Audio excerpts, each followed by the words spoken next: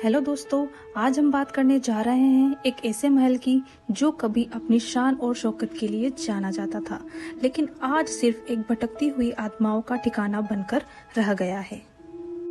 नीमच जिले की जावद तहसील में स्थित यह ऐतिहासिक अठाना गांव साल 1628 में बेगू ठिकाने के रावत नरसिंह दास जी ने इस अठाना ठिकाना और सूरत कृष्णा पैलेस यानी अठाना राजमहल की नींव रखी थी। राजपूत वास्तुकला का यह एक ऐसा बेजोड़ नमूना है जो प्राचीन स्थापत्य कला का उत्तम उदाहरण है। आपको जानकर हैरानी होगी कि इस विशाल महल की सुरक्षा के लिए इसके चारों ओर 30 फुट ऊंचा मजबूत परकोटा बनाई गई है। यह पूरा महल मुख्य रूप से दो भव्य भागों में बटा हुआ है। पहला बादल महल, दूसरा शीश महल। इसकी नक्काशी और झरोखे आज भी लोगों को हैरान कर देते हैं, लेकिन इस राजसी चमक के पीछे एक गहरा अंधेरा छिपा हुआ है। स्थानीय लोक कथाओं और ऐतिहासिक के पन्नों के अनुसार जब यह महल बनकर तैयार हुआ तो इसकी सुंदरता को देखकर हर कोई दंग रह गया। राजा भी इस महल को देखकर बेहद खुश हुए, लेकिन उनके मन में एक खौफ बैठ गया कि कहीं यह कारीगर किसी और दूसरे राज्य में जाकर इससे भी सुंदर महल खड़ा न कर दे।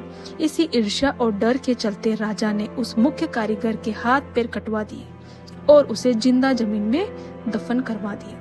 जी हाँ, जिस कलाकार ने अपने खून पसीने से इस महल की एक एक ईंट को तराशा था, उसे इनाम में मिली एक दर्दनाक मौत। लोग कहते हैं कि इस महल का सन्नाटा कभी कभी बोलने लगता है। पुराने बुजुर्ग बताते हैं कि आज भी उस शख्स की आत्मा यहाँ भटकती है जिसने इसे बनाया था। कई बार गांव वालों ने ढालों की दीवारों पर अजीब साए घूमते देखे हैं। सूरज ढलने के बाद यहाँ एक ऐसी ठंडक और खामोशी छा जाती है कि कोई परिंदा भी पर मारने से डरता है। कहते हैं कि उस बेकसूर कारीगर की चीखें और उसकी बददुआ इस महल की दीवारों में हमेशा के लिए दफन हो गई। इस खौफनाक हरकत के बाद इस फोर्ट का ऐसा पतन शुरू हुआ कि यह जगह कभी दोबारा पनप नहीं सकी। इस पाप का असर उनकी आने वाली पीढ़ियों पर ऐसा पड़ा कि धीरे धीरे राजाओं का पूरा वैभव, धन, दौलत सब मिट्टी में मिल गया और कभी शान से चमकने वाला यह पूरा फोर्ट आज बिल्कुल वीरान और सुनसान पड़ा हुआ है, जैसा आज भी उस कारीगर के साथ हुए अन्याय का रोना रो रहा हो।